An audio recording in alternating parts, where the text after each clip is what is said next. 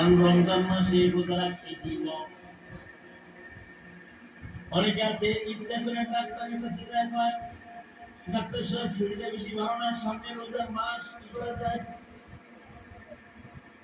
লাইসা আলাল মারিদি হারাজ, যদি অসুস্থ থাকে তাহলে খাইলে কোনো সমস্যা নেই। আপনার শরীর কাছে অসুস্থ হতে আপনার রোজা রাখার দরকার নেই। প্রেসক্রিপশন করে পড়ে যায়, কি ভুল হয়েছে না, কিন্তু এটা ডাক্তারে লিখছে। তাহলে দিনের বেলায় বাহানা করে রমজান মাসে রোজা ভাঙছে, ইবাদত আসছে তো তার পেরেশানি বাড়ছে। বন্দিগি আসলে পেরেশানি তাদের বাড়ে, গুনার সামনে আসলে তারা তৃপ্তি পায়। এগুলো হলো ঈমান নষ্ট হওয়ার আলামত।